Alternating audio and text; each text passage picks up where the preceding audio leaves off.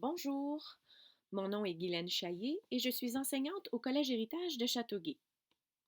Cette capsule porte sur ces fameux billets disciplinaires que reçoivent malheureusement et occasionnellement les élèves. Je tenterai de vous dresser un portrait de leur utilité et de leur fonctionnement. Pourquoi un système de points? Hmm, Non, ce n'est pas pour jouer à la police. Au contraire, le but de ces billets sont aider les élèves à mieux fonctionner dans le système scolaire, dans notre établissement, selon les valeurs de notre école. Vous savez, ça nous permet d'agir comme des bons parents qui vont imposer des limites à leurs enfants. Nous devons, nous aussi en tant qu'enseignants, le faire. Notre but avec les billets, ce n'est pas de faire honte ou de dénigrer l'élève. Nous agissons toujours avec les meilleures intentions. Et dites-vous qu'avant d'émettre un billet, nous avons préalablement donné un avertissement à l'élève afin qu'il corrige ou qu'elle corrige le tir. Un billet pour manquement au code de vie n'est jamais donné sans raison valable.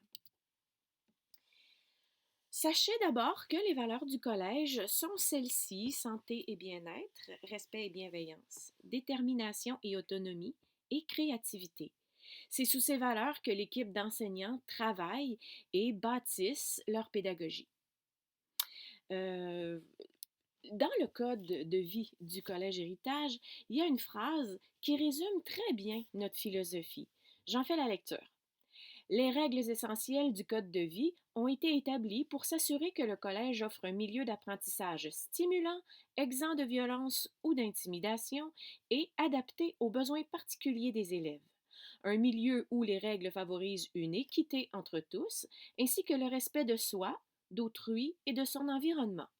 Un milieu où la technologie est utilisée afin d'optimiser le développement des compétences de nos élèves. C'est une phrase très longue, en effet, mais qui renferme tellement d'informations. Chaque élève a le droit à l'éducation et à une éducation de qualité. Lorsque les comportements de certains élèves empêchent d'autres élèves de bénéficier de cet enseignement, vous comprendrez qu'il est important pour nous, les enseignants, de réagir. Pour pouvoir savoir quelles sont nos règles au collège, il suffit de consulter le site Internet que vous retrouvez ici en vert. Donc, je vous y amène. On s'en va à la page Internet du Collège Héritage. Et pour pouvoir accéder au code de vie, il suffit de cliquer sur l'onglet Vie scolaire et ensuite de descendre jusqu'à Code de vie. Une fois que vous êtes sur le code de vie, vous y trouverez ici une feuille, un mot de la direction, et lorsqu'on descend, on trouve les 23 pages des règlements et de notre philosophie d'enseignement. Donc, vous pourrez parcourir comme ça toutes les pages et comprendre nos motifs et puis les raisons et puis notre motivation à faire fonctionner notre école. Alors, je reviens ici à la présentation. Quand les enseignants vont émettre des billets, ils vont le faire par pluriportail. On va choisir ici la catégorie disciplinaire parce que dans cette capsule, il ne sera question que des avis disciplinaires. Non pas des bulletins, non pas des commentaires généraux, ce sera dans une autre capsule. Il y a deux types de billets. Il y a ceux qui coûtent pas trop cher et ceux qui coûtent vraiment cher. L'idée, c'est de dépenser le moins possible. Donc, les enseignants, pour toutes ces raisons, peuvent émettre des billets. Celle, je vous dirais, qui est la plus fréquente serait le non-respect des consignes de 5 points. Lorsqu'un enseignant demande un travail ou peu importe et que ce n'est pas fait, on a le droit de donner un 5 points pour faire réfléchir à l'importance d'aller jusqu'au bout de ses engagements. Il y aura aussi assez souvent études et travail non faits pour 3 points au primaire. Donc, au primaire, c'est 3 et non 6. Donc, quand un devoir n'est pas remis ou oublié à la maison, même s'il est fait, nous, ça nous le prend cette journée-là. Donc, le but, c'est de responsabiliser. Alors, ça, c'est pour les 2 à 5 points.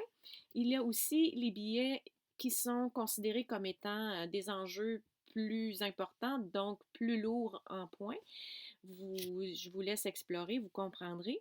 On est sévère au niveau de la technologie. Ici, le code de Vitic, c'est tout ce qui concerne les iPads, les Chromebooks et tralala. Les avertissements amènent tout de suite à un billet de 6 points. Vous comprendrez que dans le monde numérique, le cadre doit être très, très, très serré. Sinon, ça devient une anarchie incontrôlable. Donc, à l'école,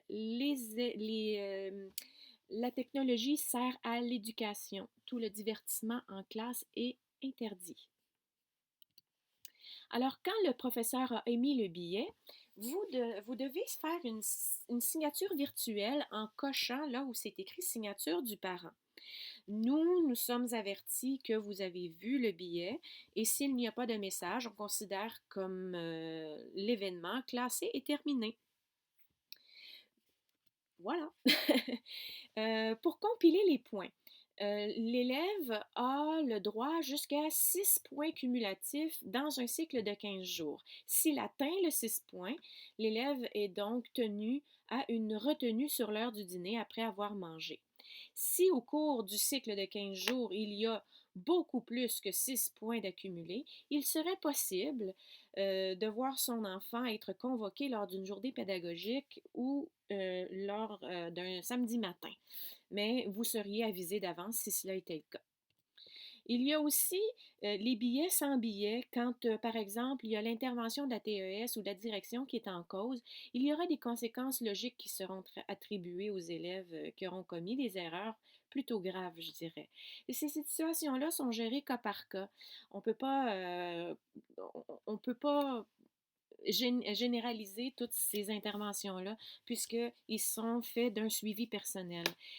Et c'est ça. Donc, à ce moment-là, les parents, vous seriez avisés et on vous demanderait de faire équipe avec nous pour aider votre enfant à améliorer son comportement. Ça m'amène à parler de l'éthique qu'on doit avoir entre adultes quand vient le temps de parler des billets que notre enfant aurait reçus. En fait, il faut que vous compreniez que notre but n'est pas de punir l'enfant. Vous savez, on ne se lève pas le matin en se disant, bon, mais aujourd'hui, je vais donner 5 billets. Mais pas du tout, du tout. Aucunement. On veut en donner le moins possible. C'est juste que nos conséquences nous amènent à un encadrement et il faut savoir aussi que le comportement déviant d'un enfant nuit à ses propres apprentissages et souvent à celui des autres autour de lui. Je sais aussi que ça peut être fâchant de recevoir un avis par courriel, euh, puis que on se sente un peu coupable, mais il faut savoir que le billet n'est pas émis aux parents.